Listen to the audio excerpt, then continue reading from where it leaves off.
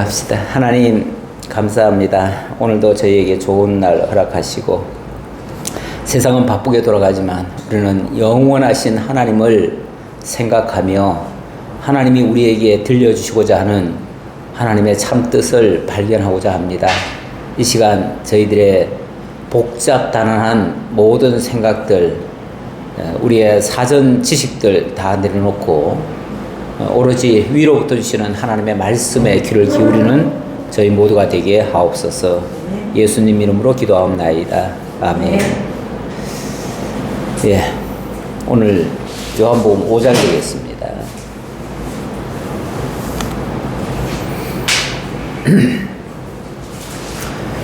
예, 요한복음 5장 1절로 5절까지 한번 같이 합독해 보겠습니다. 그 후에 유대인의 명절이 되어 예수께서 예루살렘에 올라가시니라. 예루살렘에 있는 양문 곁에 히브리 말로 베데스다라 하는 못이 있는데 거기 행각 5이 있고 그 안에 많은 병자, 맹인, 다리 저는 사람, 혈기 마른 사람들이 누워 물의 움직임을 기다리니 이는 천사가 가끔 못에 내려와 물을 움직이게 하는데 그 움직임 후에 먼저 들어가는 자는 어떤 병에 걸렸든지 낫게 되밀러라. 거기 38해 된 병자가 있더라. 참 좋은 베데스다 그 샘이 있습니다. 연못이 있습니다. 여기는 가끔씩 물이 요동을 쳐요. 이런 걸 뭐라고 그러냐면 간헐천이라고 그래요. 가끔씩 물이 요동을 치는. 사실은 밑에서 뭐가 끓어오르듯이 부글부글 하다가 갑자기 푹 터지듯이 이렇게 나타나는 거예요. 근데 그걸 사람들은 어떻게 생각하냐면 신기하잖아요. 신기하기는. 신기한데 저렇게 갑자기 요동치는 것은 하늘에서 천사가 내려와가지고 그것을 움직이는 거다. 그러면 그 천사를 만약에 맞이한다면 그 사람한테 접촉되거나 뭘 하면은 그 사람은 병이 낫는다. 이런 이제 정 말도 안 되는 그런 생각들을 사람들이 가집니다. 자관 이 세상에 이 보이는 이 세계 속에서 뭔가 신기한 게 있으면 거긴 다 신적 요소가 있어가지고 그 신들이 어떤 작용을 하는 거다. 이렇게 사람들이 생각을 해요. 그래가지고 저기 가서 빌면 저 신기한 일이 있네. 거기 가서 빌면 그러면은 신이 나를 고쳐줄 것이다. 지난번에 한번 노에서 세미나를 갔는데 산이 참 좋은 산이에요. 굉장히 좋은 산이에요. 그리고 편백나무가 너무 많아. 그래가지고 들어가 보니까 진짜 그 환자들이 중간중간에 와가지고 뭘 이렇게 깔아놓고는 거기서 다 누워있더라고요. 그러니까 여기 있으면은 이제 병이 낫는다. 이렇게 믿고 있는 거예요. 그리고 그 옆으로 이렇게 돌아가니까 다 돌들을 가지고 다 쌓았어. 예. 그리고 이제 거기다가 뭘 빌면은, 그리고 거기다 뭐 동전도 뭐 어떤 사람은 뭐 이렇게 던져놓고 가고 그랬어. 좀 많은 돈을 넣으면 누구라도 좀 이득을 볼 텐데 뭐 500원, 100원 이런 거 같더라요. 그 100원 주고 신한테 뭘 비는 거지. 예, 그런데 어쨌든 그런 어떤 자연 지역이라든지 이런 걸 보면서 거기서 무슨 효과가 있을 것이다 라고 하는 그런 기대. 뭐 그런 기대 갖는 것까지야 뭐 그냥 소박하고 좋다고 쳐요.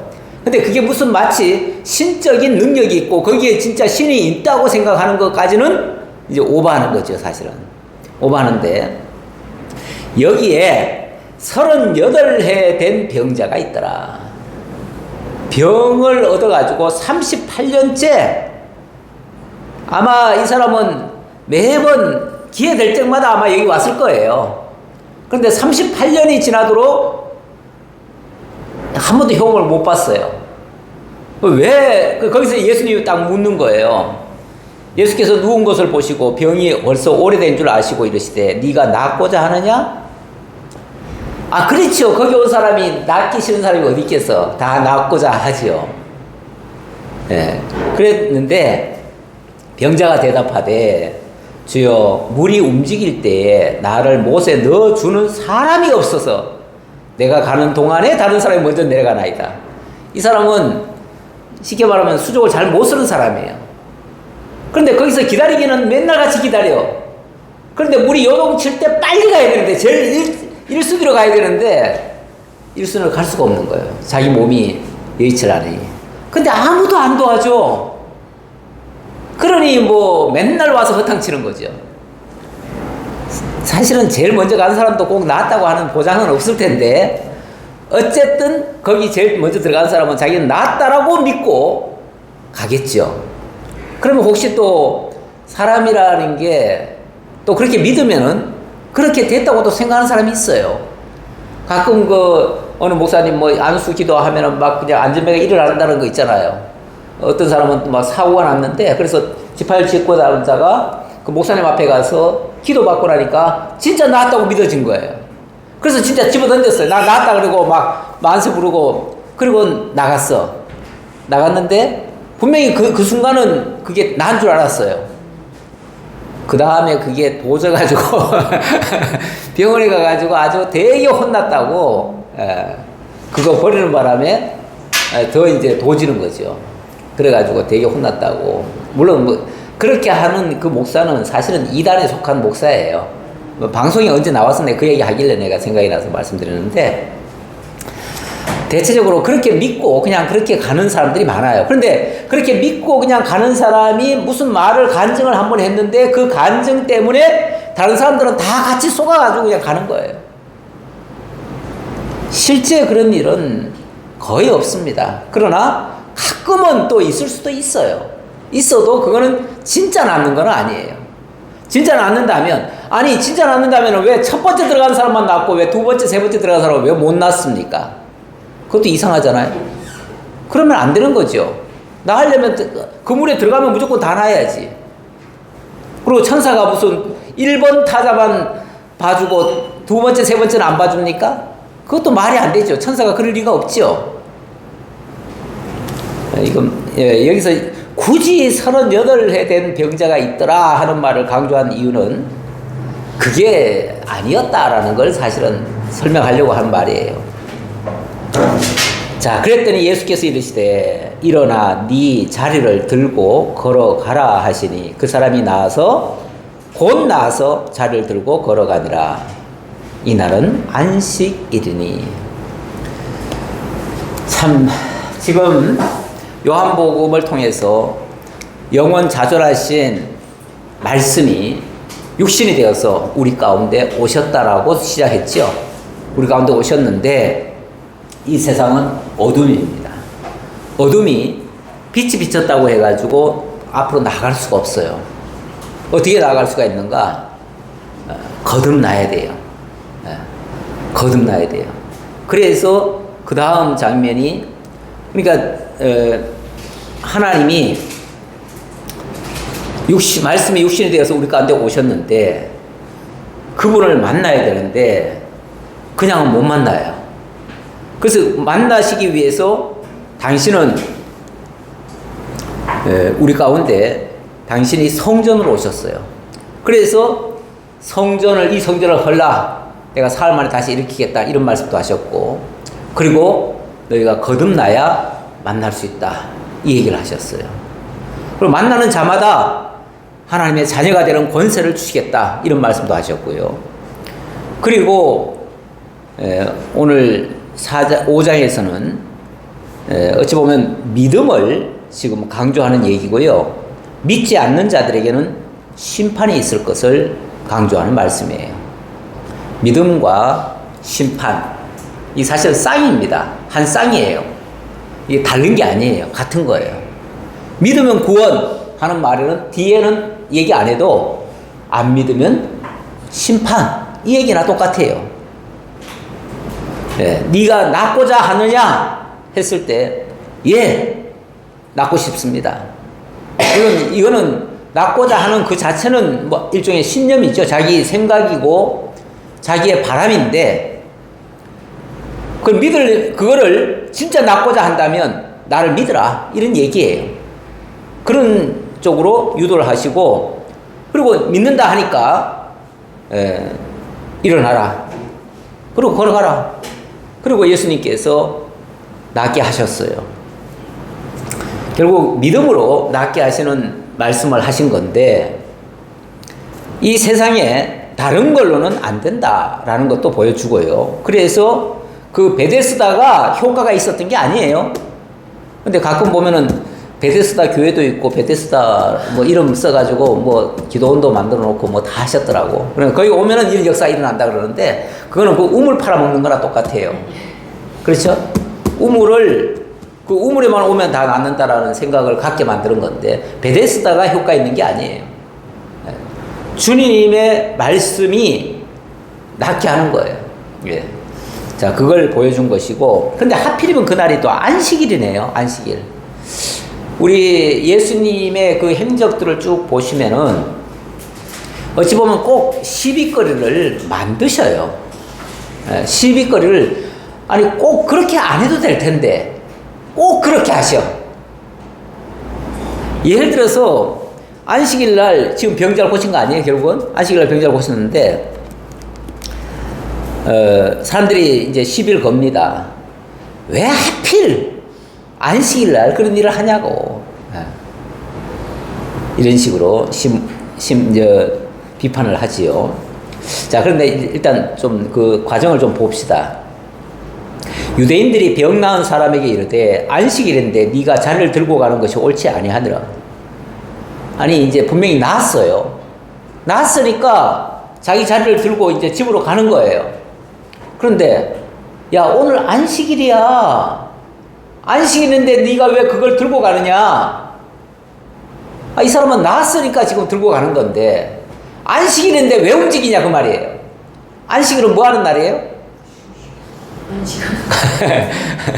쉬어야 돼요. 아무것도 하면 안 돼. 일단 일이라는 것을 하면 안 돼요. 원래 거리도 1km까지인가 그 한도 내까지는 걸을 수가 있는데 그 이상은 걸으면 안 돼요. 뭐 오죽하면은 안식일 날은 지금도 그래요. 이스라엘 사람들은 엘리베이터도 안 눌려요. 고층 아파트를 사는데 엘리베이터를 누르면은 일을 하는 것이 돼버려요. 타지 말아야지. 예? 타지 말아야지. 그래서 엘리베이터를 어떻게 만들어 놨냐면 안식일에는 엘리베이터가 매 층마다 움직여 자동으로 쉬지 않아. 그리고 이렇게 만들어 놨어요. 프로그램을 그렇게 만들어 놔가지고 안식일에는 내 손이 건들리면 안 돼. 내 손이 안 건드리고 들어갈 수는 있어. 그렇게 하고 밥을 먹을 때도 불을 누르면 안 되잖아요. 그리고 불을 끄면 또 안 돼. 불을 눌려도 안 되고 꺼도 안 돼. 그러니까 그날은 자동으로 들어오게 하든지 아니면 그냥 켜놓고 끄지 않든지 아니면 안 켜야 돼. 지금도 그래요. 그래가지고 그쪽에서는 이제 자동이 이제 많이 발달했겠죠. 그러다 보니까. 그래서 안식일이면 모든 것이 자동으로 되도록. 그래서 이제 기술은 많이 발달했는지 했는지 모르겠는데 어쨌든 그만큼 일을 하면 안 된다라고 하는 이 강박감이 있어요. 근데 이 환자가 병 났다고 예수님이 잔을 들고 일어나 걸어가라 그랬잖아요. 일어나 들고 걸어가라 그랬잖아요. 걸어가라 그러니까 그거 믿고 그냥 걸어간 거예요. 그랬더니 왜 안식일에 움직이냐는 거야. 그랬더니 대답하되 나를 낫게 한 그가 자리를 들고 걸어가라 하더라 하니, 나를 낫게 하신 분이 자리 들고 가라고 해서 가는데요. 그랬더니 그들이 묻되 너에게 자리를 들고 걸어가라 한 사람이 누구냐? 고침을 받은 사람이 그가 누구인지 알지 못하였다. 왜냐하면 사람은 거기 굉장히 많이 있었고 자기를 낫게 한 그 사람은 어디 갔는지 모르겠어요. 그러니까 예수님이 막 모든 사람 보는 앞에서 한 것 같지는 않아요. 어떤 한 사람을 겨냥해서 그 사람에게 가까이 가가지고 왜 네가 참 병이 오래됐구나 라고 하시면서 조용히 말씀하신 것 같아요. 그러니까 그 사람과 예수님만 알지 나머지는 아무도 몰라. 그 후에 예수께서 성전에서 그 사람을 만나 이르시되 보라 네가 나았으니 더 심한 것이 생기지 않게 다시는 죄를 범하지 말라 하시고 그 사람이 자 그렇게 말을 했더니 그 사람이 그제서야 아 나를 고쳐주신 분이 바로 이분이구나, 이분이 예수구나 이렇게 알았어요. 그래가지고 그 다음부터는 이 사람이 나에게 고쳐주신 그분은 바로 예수님이다. 이렇게 얘기를 한 거예요. 그러므로 안식일에 이러한 일을 행하신다 하여 유대인들이 예수를 박해하게 된지라. 그 사람은 좋아서 한 말인데 그게 예수를 박해하는 하나의 계기가 된 거예요.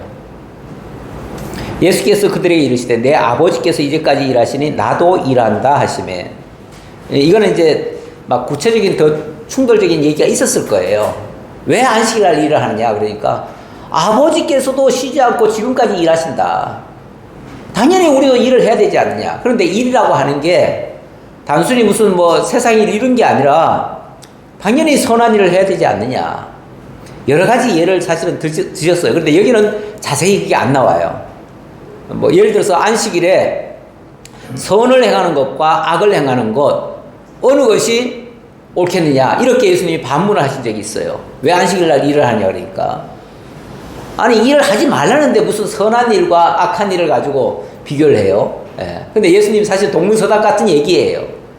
예수님의 질문이 어떻게 보면 약간 선문답 같은 얘기예요. 그런데 아주 핵심을 찌르고 있는 말이죠. 당연히 선한 일을 해야지요. 그리고 아버지께서도 지금까지 일하신다. 아버지께서는 쉬지 않고 지금도 일하신다.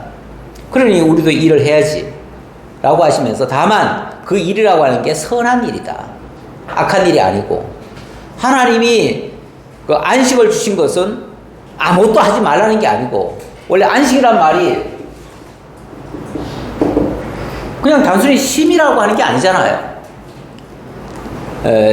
인간이 일단은 자 쉼을 문자로는 쉼을 얘기하는 게 맞는데 이 쉼이라고 하는 게 왜 인간이 쉼이 왜 필요하죠? 네? 하나님을 경배해야 되니까. 쉼을 잃었으니까. 쉼이라고 하는 게 하나님이 첫사람 아담을 지어놨을 때 모든 것을 다 가능하게 하셨잖아요. 자유롭게 하셨잖아요. 그때는 안식이라는 개념이 없어요. 그 자체가 안식이에요. 그냥 모든 것을 다 할 수 있는 상태가 안식인데 어느 순간에 딱 제약이 왔어요. 모든 것이 다 불가능하게 되어버렸어요.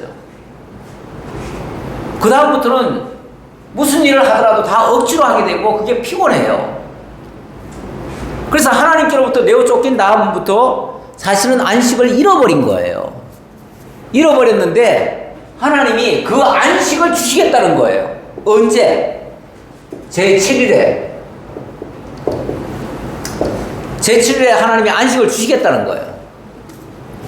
그 안식은 제7일에 안식을 준다는 말은 장차 그리스도의 그 회복의 날에 그리스도를 통해서 안식을 주시겠다는 거예요.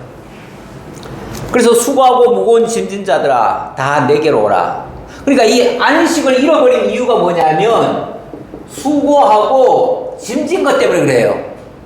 무슨 수고와 무슨 짐입니까? 옛날에서 내어 쫓기면서부터 수고로 얻게 됐잖아요. 그리고 이 짐은 바로 죄의 짐이에요. 하나님을 떠난 상태에서의 그 짊어진 게 다 죄의 죄. 결국 죄 때문에 안식을 잃어버린 거예요. 근데 수고하고 무거운 짐자들아 다 내게로 오라. 결국 예수 안에서 뭐가 된다는 거예요?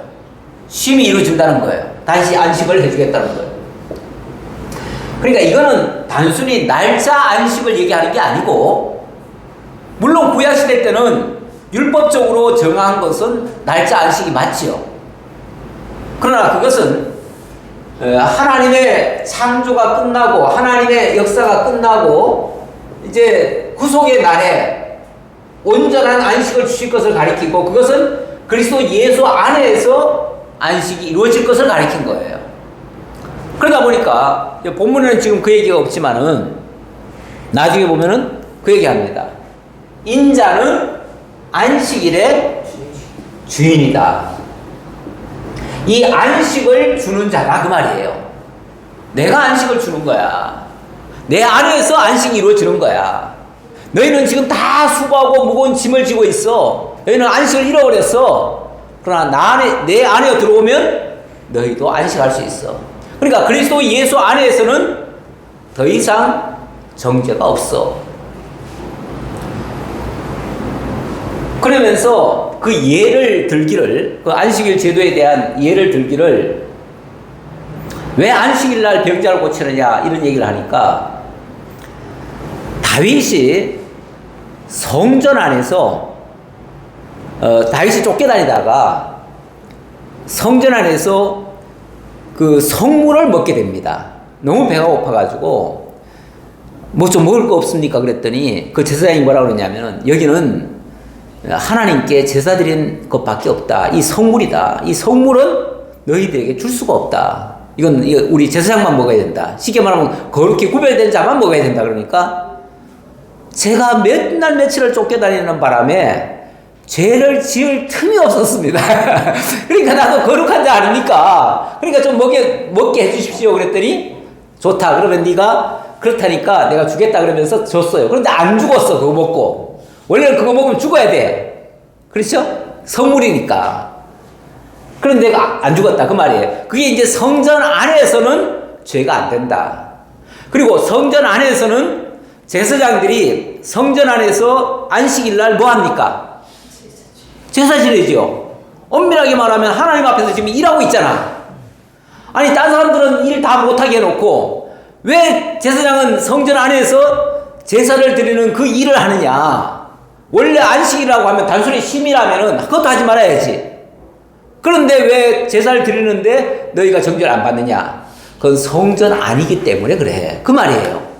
성전 안에서는 성전 자체가 안식이에요. 근데 그 안에서는 더 이상 이런 수고하고 무거운 짐들이 그 안에서 다 녹아지는 거예요. 그러니까 너희가 내 안에 있으면 너희는 안식을 누리는 거야. 내가 성전이야. 지난번에 자기가 성전이라고 그랬잖아요. 내 안에서는 참된 안식을 누리는 거야. 그래서 내가 안식일의 주인이야. 내 안에서는 결코 정죄함을 받지 않아. 이렇게 말씀하시는 거예요. 이게 이제 안식일 개념이에요. 물론 이렇게 말을 하니까 유대인들이 이로 말미암아 더욱 예수를 죽이고자 하니, 야, 이상한 소리를 자꾸 한다. 저놈은 죽여버려야겠다. 저 이단이다. 막 이렇게 생각하는 거예요. 그러면서 이는 안식일을 범할 뿐만 아니라 하나님을 자기의 친아버지라 하여 자기를 하나님과 동등으로 삼으심일러라. 하나님을 아버지라고도 표현했잖아요. 물론 구체적인 어떤 상황에서 그 얘기를 했는지 모르겠으나, 물론 앞에서 그랬죠. 아버지께서 일하시니 나도 일한다. 하나님을 아버지라고 얘기했잖아요.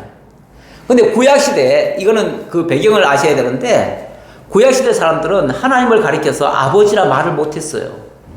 근데 예수님의 개념에는 어떻게 되어 있습니까? 누구든지 나를 영접하는 자는 하나님의 자녀가 되는 권세를 주신다. 나를 영접하는 자는 하나님의 자녀가 되는 권세가 된다. 그러니까 하나님을 아버지라 부를 수 있다, 이 말이잖아요. 굉장히 획기적인 말입니다. 유대인들로서는 이해할 수 없는 말이에요. 어떻게 감히 하나님을 아버지라고 그래? 하나님은 너무 위대하신 분이고 너무 거룩하신 분이어서 우리는 접근조차도 할 수 없고, 사실은 그렇게만 생각하면 그 하나님을 어떻게 믿고 어떻게 구원이 이루어지겠어요? 그거는 하나님에 대한 위대성을 높이는 것 같기는 하지만은 결국 하나님과의 관계는 단절 상태를 그대로 유지하는 거예요. 그렇잖아요? 하나님이 너무 무서운 분이야. 너무 위대하신 분이야. 그래서 우리에게서 멀리 따라 계셔. 우리와는 상관없는 분이야. 그러면은 그 하나님을 내가 믿는 거는 뭐예요? 그냥 두려워서 믿는 거지. 믿는다는 개념보다도 두려워서 그냥 경외하는 거지. 그 하나님이 내 아버지는 안 되고 나의 구원자는 안 되시는 거예요. 그렇잖아요? 다만 유대인들이 내가 무슨 일을 할 때에 그 하나님이 능력자시니까 나를 도와주시는 분이셔. 요 정도는 생각할지 몰라도 진짜 그분 안에서의 진정한 만남과 구원이라고 하는 이 역사는 생각조차도 못하는 거예요. 근데 예수님은 그 하나님이 이 땅에 오셔서 우리를 만나주시고 우리를 자기 안에 성전이라고 하는 공간, 원래 성전이라고 하는 공간이 뭐죠? 성전이라고 하는 공간은 만남의 장소예요. 어떤 만남이냐? 하나님과 인간, 거룩하신 분과 죄인, 도저히 만날래야 만날 수 없는 관계예요. 하나가 될 수가 없어요. 그런데 이 성전 안에서 모든 죄인들이 들어오고 하나님이 여기 자기 이름을 두시고 여기서 만나주시겠다는 거예요. 이게 성전이에요. 그래서 아버지와 아들의 관계, 거룩하신 분과 죄인의 관계가 아버지와 아들 관계로 바뀌게 만드는 이런 장소를 성전인데, 예수님이 내가 성전이 되어주겠다고 그런 거 아니에요. 그러면서 나를 영접하면 아버지의 아들이 되어진다, 이런 얘기들을 지금 하고 있는데, 솔직히 말하면 그 당시 유대인들로서는 이해가 안 돼요. 이 이야기가 우리는 지금 이제 많이 들었기 때문에 이게 이제 얼른 이해가 될 수도 있는데, 그 당시 유대인들로서는, 개념으로서는 어떻게 아버지를, 하나님을 가리켜서 아버지라고 감히 말을 할 수 있어? 그 위대하신 분을. 건방지게. 이렇게 생각하는 거죠. 예. 그러니까 저놈 죽여야 돼. 이상한 소리 하는 저놈은 죽여야 돼. 이렇게 나오는 거죠. 그러므로 예수께서 그들에게 이르시되 내가 진실로 진실로 너에게 이르노니 아들이 아버지께서 하시는 일을 보지 않고는 아무것도 스스로 할 수 없나니 아버지께서 행하시는 그것을 아들도 그와 같이 행하느니라. 뭐 점점 더 예수님은 더 강력하게 그 표현을 하는 거예요. 내가 지금 하는 것도 아버지께서 다 보여주셔서 그것을 하는 거야. 이 말은 아버지께서 언약한 것을 내가 성취하는 거야, 이 말과도 같아요. 그렇죠? 아버지께서 말씀하신 것을 내가 이룬다 그러잖아요. 아버지께서 아들을 사랑하사 자기가 행하시는 것을 아들에게 다 보여주시고 또 그보다 더한 큰 일을 보이사 너희로 놀랍게 여기게 하시리라. 아버지께서 죽은 자들을 일으켜 살리신 같이 아들도 자기가 원하는 자들을 살리느니라. 그러면서 아들이 온 이유는 다 죄와 사망 가운데 있었던, 어둠 가운데 있었던 그들을 살리기 위해서 온 거야. 그들에게 빛과 생명으로 오셨다, 이렇게 얘기를 하죠. 빛과 생명으로.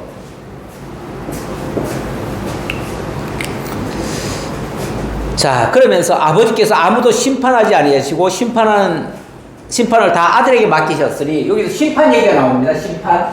제가 아까 믿음과 심판을 지금 5장에서 얘기하고 있다고 했는데, 조금 전까지 믿음을 얘기했어요. 그 아버지와 아들의 관계를 묶어주는 것이 바로 믿음이에요. 그런데 또 심판을 얘기합니다. 심판은 믿지 않는 자에게 해당되는 얘기죠. 그러면서 이런 모든 사람으로 아버지를 공경하는 것 같이 아들을 공경하게 하려 하심이라. 아들을 공경하지 아니하는 자는 그를 보내신 아버지도 공경하지 아니하느니라. 바로 당신이 어찌 보면 그 아버지와 아들의 그 만남의 장소로 오셨는데, 아들을 통해서 아버지를 만날 수 있는데, 아들을 공경하지 않는다면 어떻게 아버지를 믿을 수 있겠느냐, 아버지를 어떻게 공경할 수 있겠느냐. 결국 그 하나님을 너희가 만날 수도 없고 그 하나님과는 무관한 존재가 되어버린다, 이렇게 얘기를 하는 거예요. 내가 진실로 진실로 너희에게 이르노니 내 말을 듣고 나 보내신 이를 믿는 자는 영생을 얻었고 심판에 이르지 아니하나니 사망에서 생명으로 옮겼느니라. 이 사망에서, 이 심판의 결과는 사망이고요, 믿음의 결과는 생명인데, 너희가 나를 통해서 이 생명에 이를 수도 있지만 만약에 그쪽으로 가지 않는다면 사망으로 갈 수밖에 없다, 그 얘기죠. 그런데 내 말을 듣고 나 보내신 이를 믿는 자는 영생을 이미 얻은 것이다. 왜냐하면 예수님 자신이 생명으로 오셨으니까 내 안에 생명이 있고 그 생명을 받은 자는 영생으로 들어가게 되는데, 만약에 내게로 오지 않는 자라면은 결국은 사망에 그대로 머물러 있을 수밖에 없다. 사망이다. 진실로 진실로 너에게 이르노니, 제가 진실로 진실로라고 하는 단어가 아멘 아멘이라고 그랬죠. 아멘 아멘. 어찌 보면 선언이에요. 선언하는 건데, 너희에게 이르노니 죽은 자들이 하나님의 아들의 음성을 들을 때가 오나니 곧 이때라. 듣는 자는 살아나리라. 그러면서 이 과정을 어떻게 설명하냐면, 죽은 자들, 지금 온 인류가 사실 다 죽은 자들입니다. 다 죽은 자들인데 하나님의 아들의 음성을 듣는 자들이 있을 것이다. 이 말씀이 아들의 음성이 쉽게 말하면 복음이에요. 근데 이 복음이 들려지는 자가 있고 들려지지 않는 자가 있어요. 들려지는 자는 이미 귀가 열렸기 때문에 이 생명에, 그는 살아난 자예요. 살아난 자는 이 생명에 이미 옮겨진 자가 되고, 만약에 이걸 못 듣는다면은 여전히 죄 아래에 있는 것이죠. 사망 가운데 있는 것이죠. 진실로, 아버지께서 자기 속에 생명이 있음 같이 아들에게도 생명을 주고 그 속에 있게 하셨고, 또 인자됨으로 말미암아 심판하는 권한을 주셨느니라. 그러니까 이 생명으로 이르게도 하시지만은 또 심판이라고 하는 것을 할 수 있도록 또 하셨다. 이를 놀랍게 여기지 말라. 그 이상하게 생각하지 말아라. 무덤 속에 있는 자가 다 그의 음성을 들을 때가 오나니 선한 일을 행한 자는 생명의 부활로, 악한 일을 행한 자는 심판의 부활로 나오리라. 선한 일, 악한 일 그랬는데 뭐가 선한 일인가? 선한 일은 우리 이런 말씀을 예수님도 하신 적이 있어요. 무엇이 선한 일입니까? 하나님의 일이 무엇입니까? 라고 했을 때, 물었을 때, 선한 일은 한 분이시다. 선한 일은, 물론 선한 일은 하나님 한 분이시다. 이 말씀도 하셨고, 무엇이 하나님의 일입니까? 라고 했을 때, 하나님과 그의 보내신 자 그리스도를 믿는 것이 하나님의 일이다. 그렇게 얘기를 했어요. 그게 선한 일이에요. 다시 말하면 예수 믿는 것이 선한 일이고, 선한 일이라고 하는 것은 원래 선과 악이라고 하는 개념 자체가 이 도덕적 선악을 얘기하는 게 아니에요.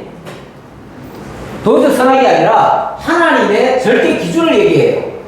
하나님 절대 기준인데, 절대 기준이라고 하면 하나님이 기뻐하는 일, 하나님이 원하시는 일, 그거 아니겠어요?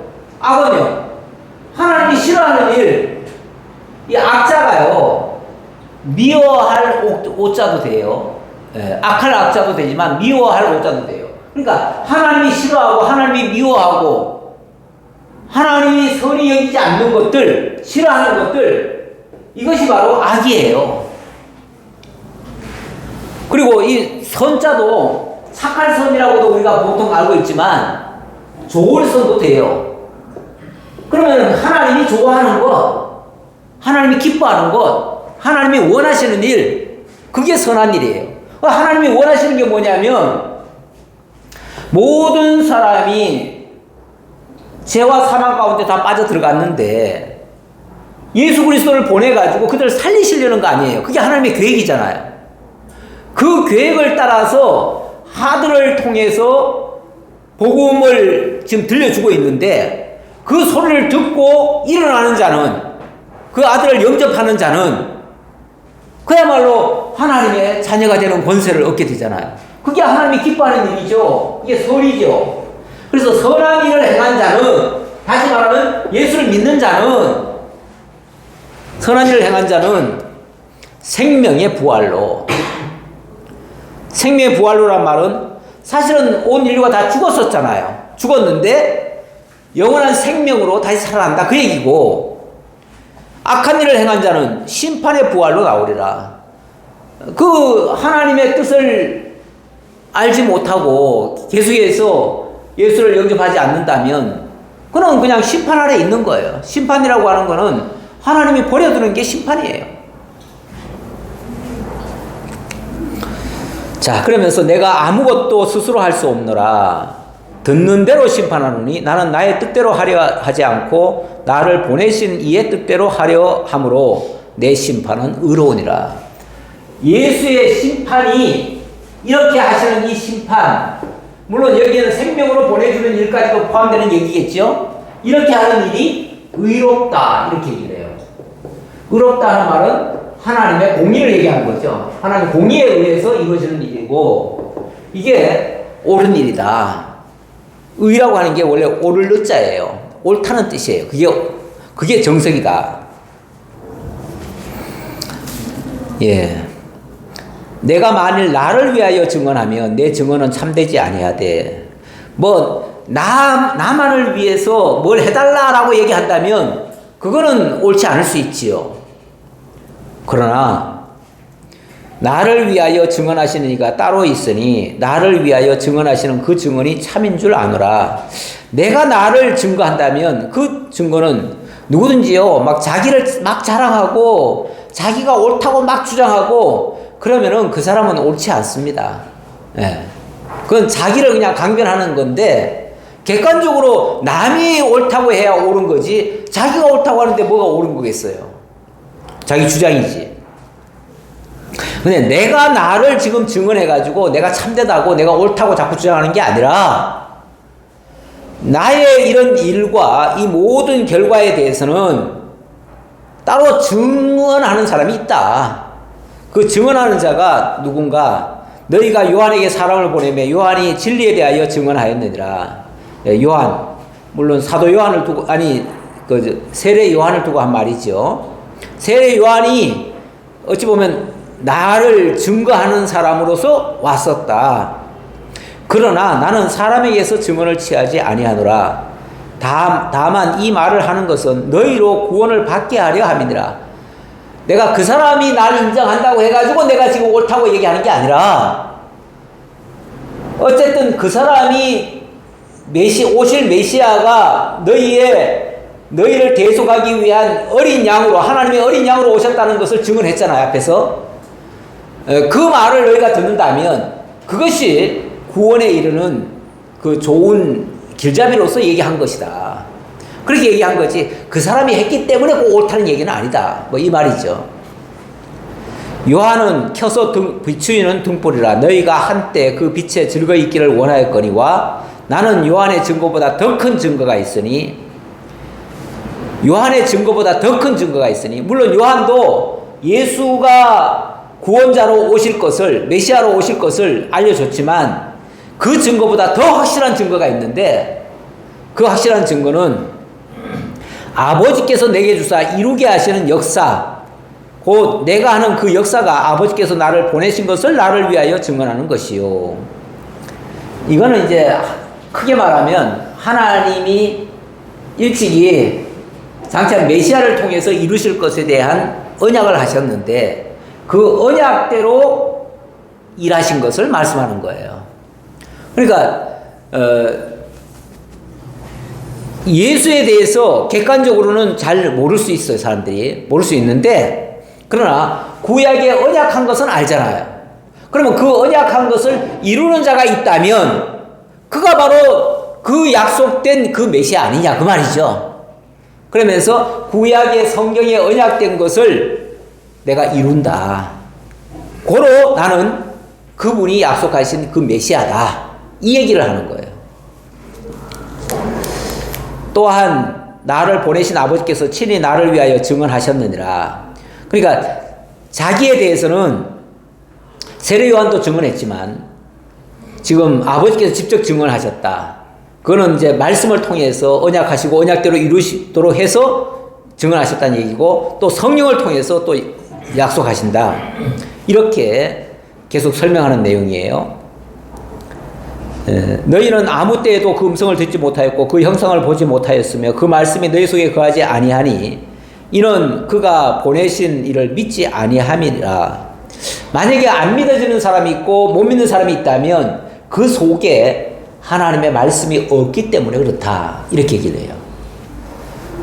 그렇죠. 우리가 구약 성경을 제대로 알면 그 구약 성경이 예언된 메시아를 기억하게 될 것이고 그러면은 그 말씀대로 이루시는 이분이 진짜 그리스도구나라는 걸 알게 되겠죠.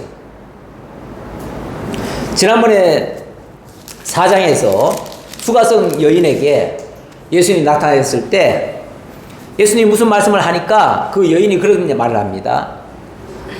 그가 오시면 이런 일을 할 것입니다. 그러면서 예수님이 무슨 말을 하니까 그거는 장차 메시아가 오셔야 될 일입니다. 이렇게 얘기를 해요. 그랬더니 예수님이 내가 바로 그다 이렇게 얘기를 해요. 그제서야 이 여인의 눈이 확 뜨여가지고 그렇다면 당신이 진짜 그리스도시군요 라고 그제서야 깨닫게 되어져요.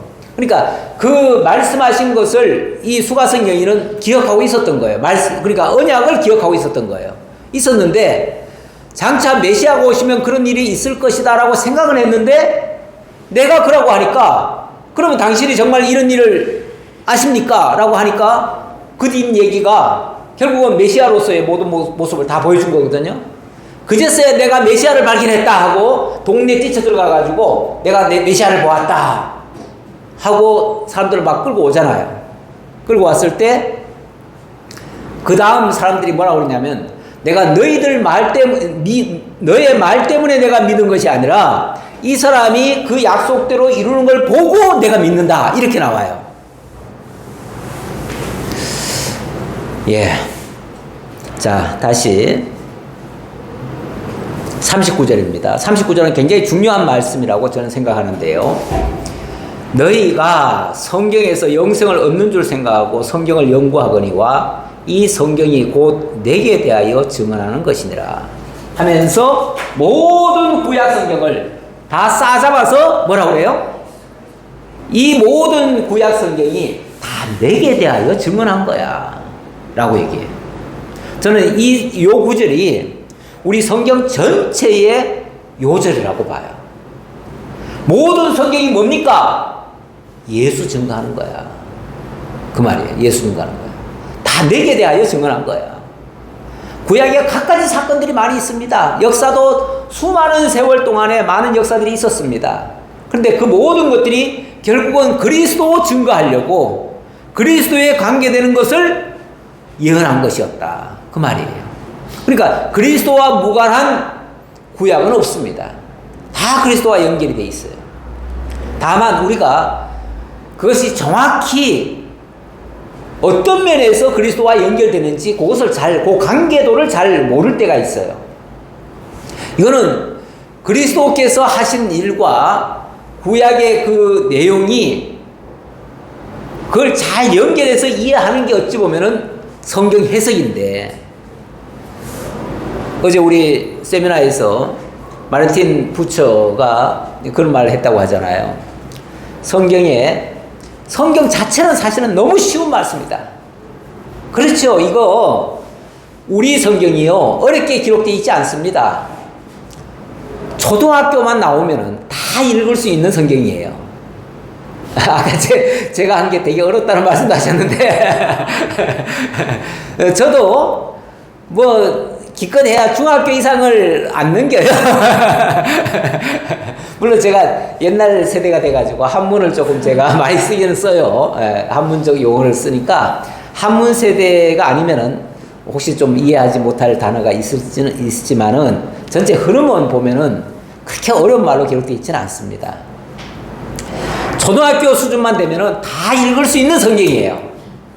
그런데 이 성경이 문자적으로는 이해가 되는데 이게 그리스도와의 연결성은 몰라요. 모르니까 어떻게 받아들이냐면 이건 나한테 이렇게 살라는 얘기구나 해가지고 그렇게 살려고 애를 써. 그러니까 좀 신실하신 분들은 그 말씀대로 산다는 게 그 문자 그대로 받아가지고 사는 데 힘을 써요. 근데 사실 그 얘기는 아니거든요. 어떤 면에서 율법이라고 하는 것은 너희가 이렇게 죄인이야. 너희는 하나님을 만나야 돼. 하나님 만나지 않으면, 그리스도가 너희를 위해서 대속해 주지 않으면 너희는 구속받지 못해. 이 말을 하고 있는 중인데 그 말씀을 읽고는 이렇게 살면 구원 받는다는 얘기인가 보다 해가지고 열심히 그렇게 살려고 애를 써요. 근데 그렇게 살려고 애를 쓰는 만큼 그리스도는 점점 멀어져. 그리스도를 통해 빨리 우리가 죄인이라는 사실을 깨닫고 그래서 회개하고 그리스도 안으로 들어가야 영생으로 가는 길을 만나는데 그분이 나의 길과 진리와 생명이 되어주시는데 그쪽으로 가지 않고 자꾸 내가 이걸 지켜서 구원을 얻겠다고 여기에 머물러 있으니 답답하다 그 말이지. 그런데 결정적인 말씀이 뭐라고 그러냐면 이 모든 성경이 그거 지켜서 구원받으라는 얘기가 아니라 그게 내게 대하여 증거한 거야. 나 증거한 거야. 그러니까 그걸 보고 나를 믿어야 돼. 그 말이에요. 내가 유일한 하나님께로부터 온 자고 그 아버지와 연결되는 길이고 그 아버지를 온전히 보여주고 알게 해주는 진리고 그리고 그분 안에서 영원한 생명을 누리게 하는 그래서 내가 곧 길이요 진리요 생명인데 왜 너희들은 나에게 오려고 하지 않느냐 그 구약 성경을 보면서도 왜 내게 오려고 하지 않느냐 지금 이 말을 하는 거거든요. 그러면서 이 성경이 곧 내게 증언하는 것이니라. 그러나 너희가 영생을 얻기 위하여 내게 오기를 원하지 아니하는도다. 그 말은 거기 머물러 있다 그 말이에요. 머물러 있다. 왜 율법 안에 머물러 있느냐. 모든 성경이 내게 대하여 증언한 건데 왜 거기 머물러가지고 거기 쭈그리고 앉아가지고 왜 나한테 올 생각을 안 하냐 이 말이에요. 그러나 너희가 영생을 얻기 위하여 내게 오기를 원하지 아니하는도다. 나는 사람에게서 영광을 취하지 아니하노라. 내가 무슨 너희들한테 영광 얻으려고 지금 이 소리 하는 게 아니다. 너에게 생명 주려고 하는 말이다 라는 얘기죠. 다만 하나님을 사랑하는 것이 너희 속에 없음을 알았노라. 너희가 오지 않는다고 하는 것은 결국은 하나님을 사랑하지 않는다는 뜻이다. 나는 내 아버지의 이름으로 왔음에 너희가 영접하지 아니하나 만일 다른 사람이 자기 이름으로 오면 영접하리라. 예수는 하나님의 이름으로 왔습니다. 하나님의 이름으로. 그 호산나라고 하는 말이요. 호산나 다윗의 자손이요 찬송하리로다 막 그 노래 했잖아요. 호산나란 말이 하나님의 이름으로 오시는 자란 뜻이에요. 예. 하나님의 이름으로 오시는 자에게 찬양을 돌리고 그분을 통해서 우리에게 구원을 주시니 영광 받으소서 이런 뜻이에요. 그런데 그 이름으로 예수가 그러니까 하나님의 이름으로 오신 분이에요. 하나님의 이름으로 오셨다는 말은 그 하나님의 언약을 이루기 위해서 왔다는 말도 되고 뭐 그런 의미로 이해할 수 있어요. 그런데 너희가 하나님의 이름으로 온 자를 영접하지 않는다. 인정을 하지 않는다 그 말이죠. 근데 혹시 다른 사람이 자기 이름으로 자기 이름 내세워가면서 따르라 하면은 아마 그 사람은 따라갈 것 같다. 예, 이렇게 지금 예수님이 지적을 하신 겁니다. 그러면서 그렇게 하시는 이유는 그렇게 너희들이 하는 이유는 너희가 서로 영광을 취하고 서로 영광 취하려고 그런다. 인간이요 은연중에 하나님을 믿는다고 하면서도 자기 영광을 취하려는 의도가 많습니다. 누구든지 사실은 목적이 왜 예수를 믿습니까? 왜 교회를 다니십니까? 왜 하나님을 믿습니까? 하면은 나 복 받으려고요. 뭐 구원 받는다고 해도 나 구원 받으려고요. 그러니까 내가 영광을 취하려고 하는 목적이 더 많아요. 사실은 뭐 솔직한 얘기죠. 누구든지 진짜 하나님의 영광을 깨닫고 그분을 진정으로 경외하기 위해서 하는 건 아니다 그 말이죠. 내가 너희를 아버지께 고발할까 생각하지 말라. 너희를 고발하는 이가 있으니 곧 너희가 바라는 자 모세니라. 그러니까 예수님이 아까 내가 심판주로 결국은 왔다. 하나님이 나에게 심판을 맡기셨다 그랬는데 내가 심판을 목적으로 지금 너희들에게 말하는 게 아니다. 오히려 너희를 심판한다면 내가 너희를 심판하는 게 아니라 너희가 그토록 바라고 존경하던 그 모세가 너희를 심판할 거다. 이렇게 얘기를 해요. 왜 그러냐면 모세가 구약 시대에 모세 오경을 통해서 모세가 뭘 증거했는데요? 물론 율법을 가르쳤어요. 율법을 가르쳤지만 결국은 장차 나와 같은 선지자, 바로 예수 그리스도를 통해서 이 모든 것이 이루어질 것이다라고 하는 걸 알려줬어요. 그런데 쉽게 말하면 저 예수를 보라 하고 손가락질을 했어요. 이게 이제 구약의 율법이에요. 율법이 손가락질을 해가지고 저 예수를 봐라, 저 예수를 바라라 했는데 저 예수를 보는 게 아니라 이 손가락을 믿고 있어요. 그리고 이 손가락이 대단히 위대하다고 떠받들고 있어요. 이 손가락이 쉽게 말하면 모세예요. 모세를 존경하고 모세가 최고로 위대하다고 얘기를 하는 거예요. 그러면서 예수가 오셔가지고 마치 모세 율법을 어기는 것 같아요. 대표적으로 안식일을 범했잖아요. 그들이 보는 눈에는 예수님이 안식일을 범한 거예요. 그러니까 모세를 어겼다고 하면서 네가 모세를 어겼으니까 너는 나쁜 놈이야 이러고 있어요 지금.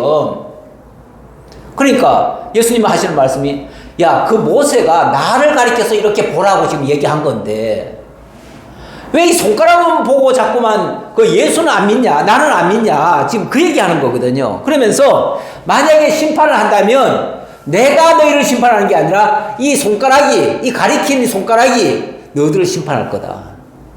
그래서 그게 모세가 너희를 심판할 거다 그 얘기예요.